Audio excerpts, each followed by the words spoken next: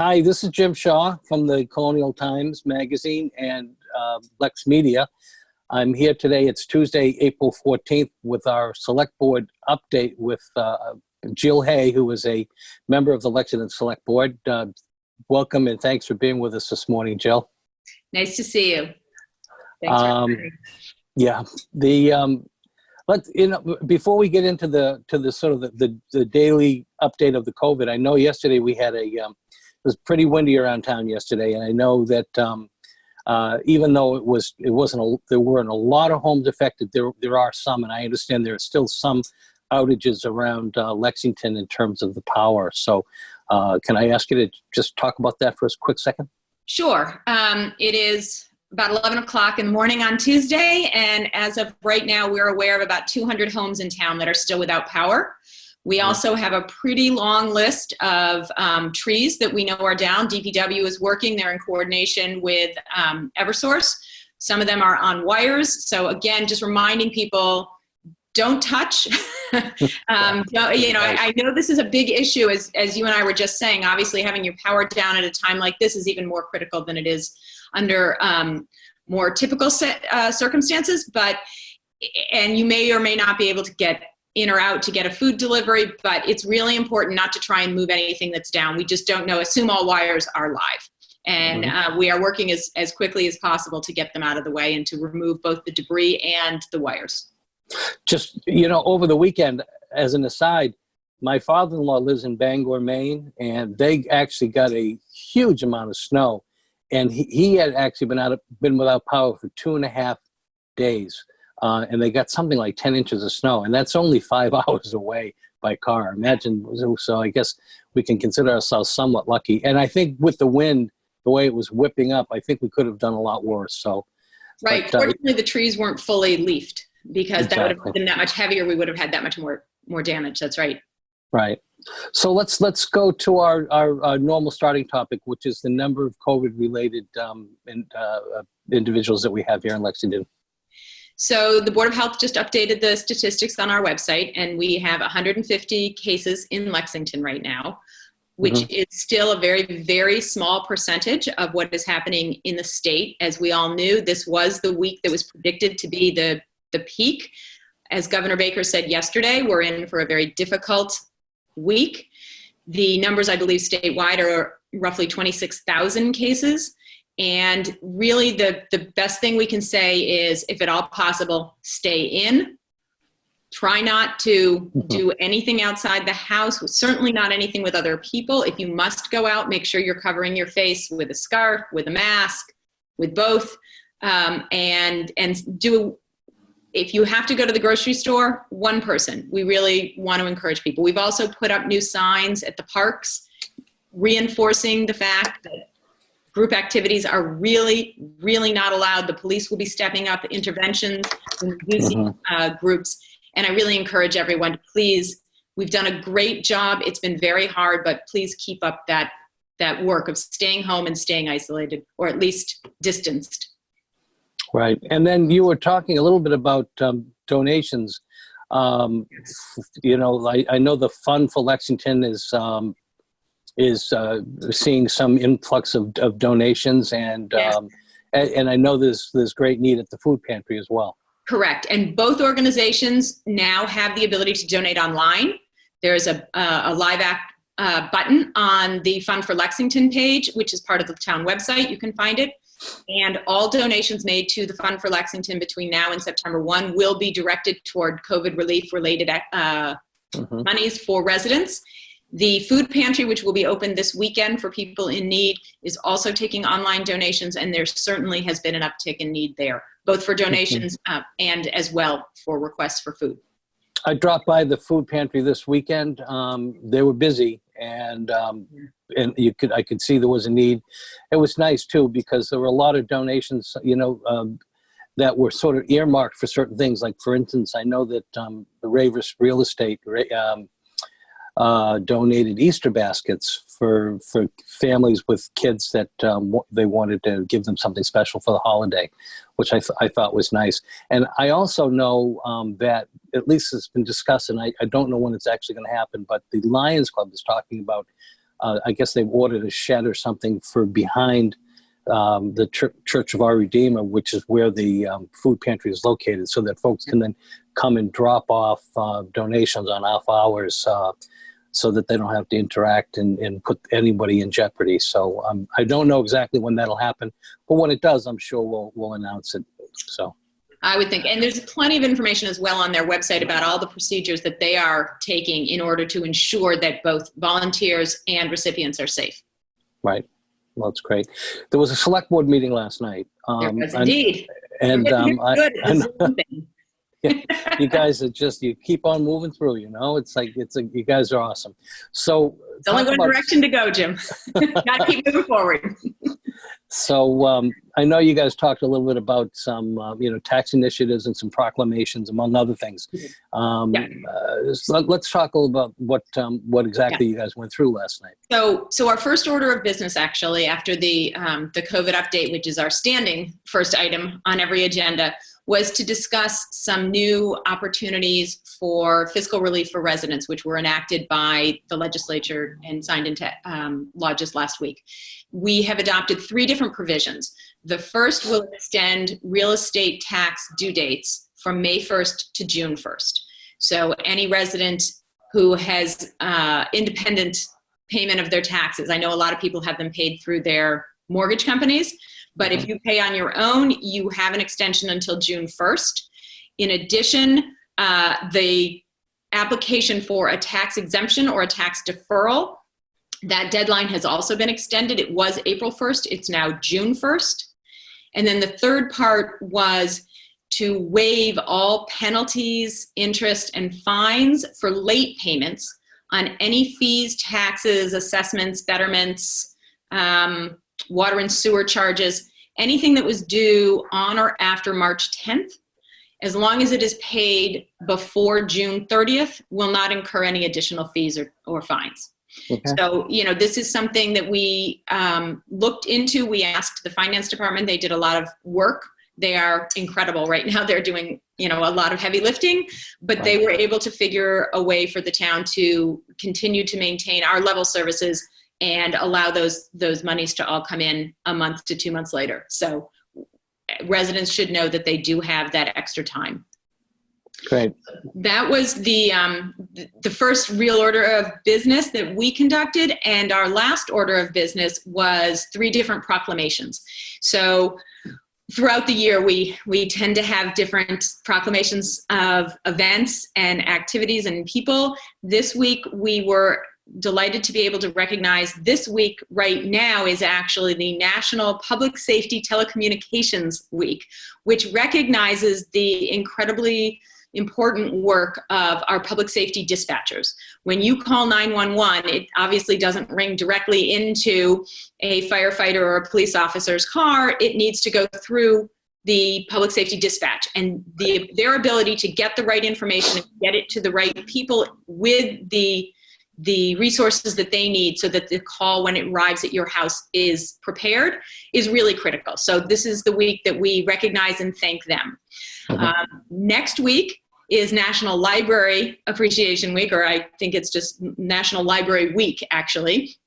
And we want everyone to make note of the wonderful work of the Cary Memorial Library librarians. There's a lot going on right now. I know that the librarians are answering their email 24 hours a day, it seems, with the ability to help residents with all sorts of resource questions. They have access to lots of different online media subscriptions. You can get the Wall Street Journal, the New York Times, magazines, all sorts of things, in addition to which a very broad span of audiobooks, ebooks, and the librarians are there to help you figure out from the technology to the software. So we want to recognize all the work that is going on there. And then the third thing is that next Friday, April 24th, is Arbor Day. And while we will not all be able to gather to watch trees being planted, we do want to have residents, when you do get outside to walk around at all, recognize how beautiful our town is because of the trees that we have everywhere, and we really appreciate that, and we want you all to enjoy it. I've been to several Arbor Day events throughout the past several years, and it's always an incredible event. Yeah. It's like a rite of spring. It's It is. and the folks that turn out for that, and the folks that actually sort of marshal all of that and get out there and make sure that we're planting trees, and Yep. folks like John Fry and others, they're amazing individuals who just who really do a lot of great work. So I'm so pleased to see that you've acknowledged them as well. So. Yeah, we have the tree committee, which is a set of volunteers, and our tree warden through the public works department. We really have a great dedicated group of people protecting the trees, the Loraxes.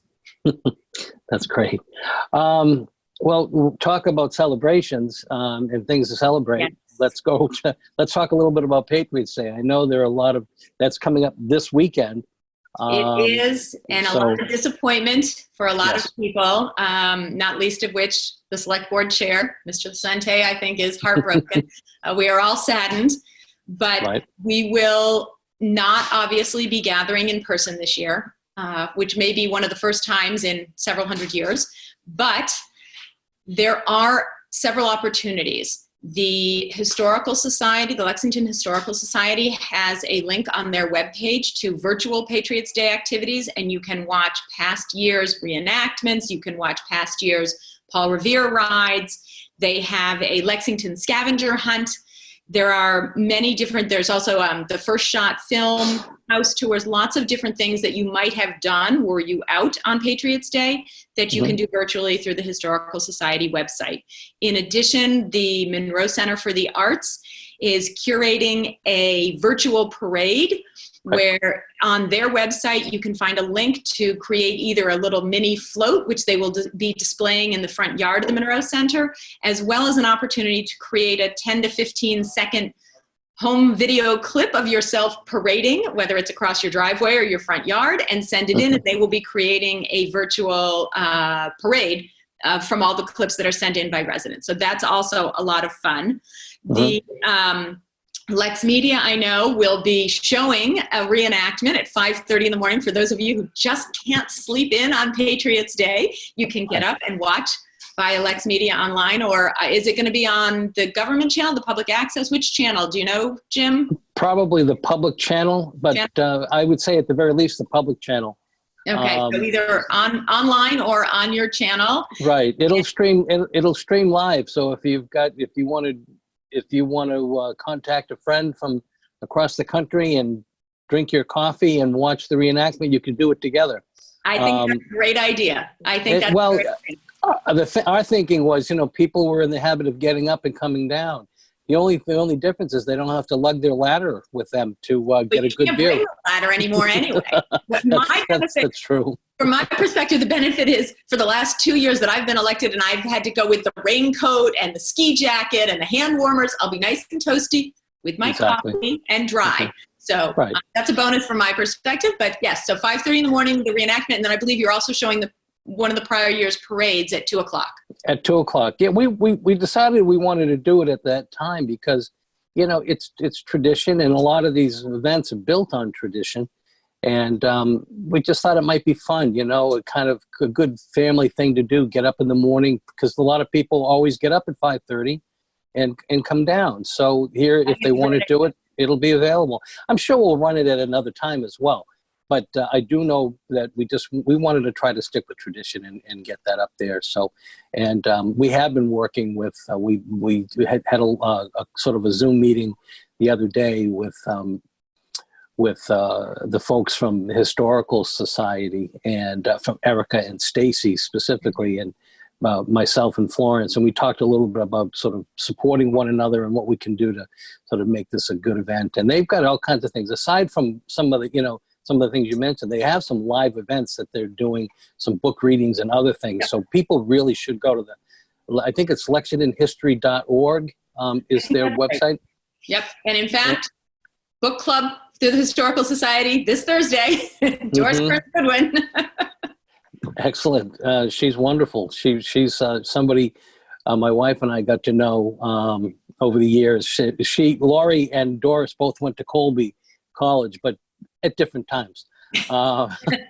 but they're both mules, in the nicest sense of the word. Of course. That's their mascot at Colby. So, but there are going to be good things going on all over, you know, and I tip my hat to all the organizations that have really, who decided to step up, like, you know, like the Monroe Center and the Historical Society and LexMedia, you know, to make this as special as possible. The Colonial Times will be coming out, our issue will be coming out this weekend, and we're going to be featuring a couple of pages of great pictures and such from previous Patriots days, you know, maybe some faces that we haven't seen in a while.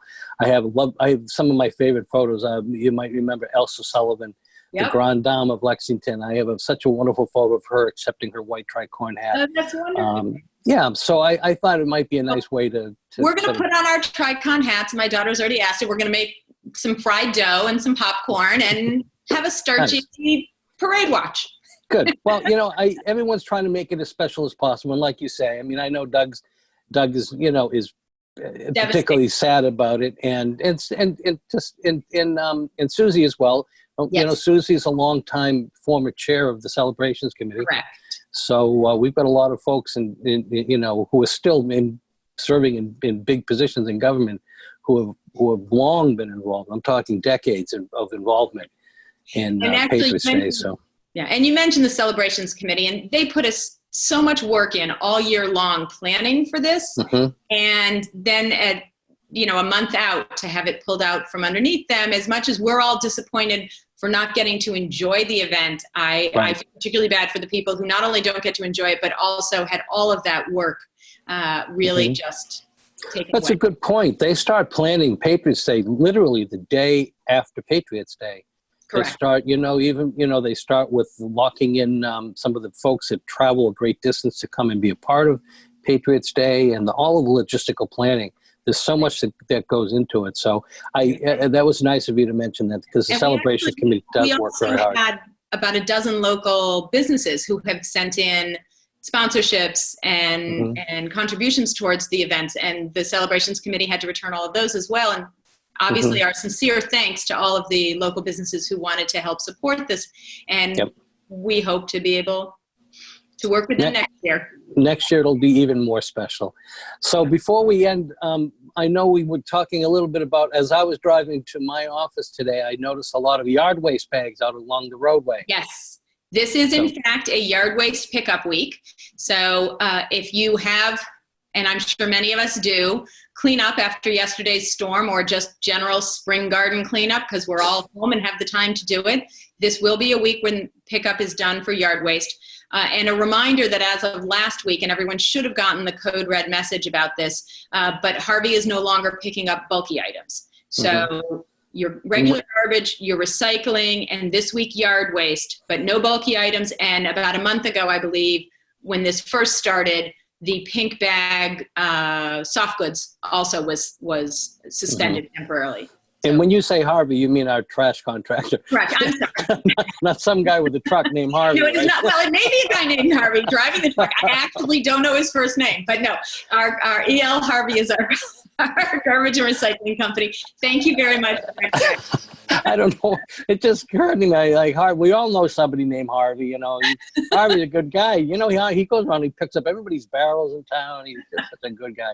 But you know, I was thinking though, everyone's backyard. As I was looking at all these bags along Waltham Street, I was thinking, boy, everyone's backyard this year is probably going to look spectacular because they have the time.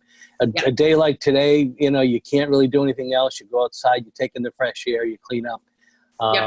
So maybe people can send us pictures of their backyards afterwards. You know, we go through these waves of different things. So yeah, everything's starting to bud. I actually was going to do this interview with you outside. It's so pretty, but my computer didn't have enough charge left. So well, maybe hopefully, you know, I'm sure we'll get another one in, but hopefully these won't last too much longer. That's my hope. But you know, we'll be here, and I'm sure you will be as long as we have to be. So so with that, I want to thank you. I want to wish you all the best. I hope you had a great weekend this past weekend, and let's look forward to a good Patriots Day weekend. I think the weather looks pretty good, particularly on Monday. So you know, maybe folks can get outside in the yard and parade around your own yard, wave your flag, wear your hat.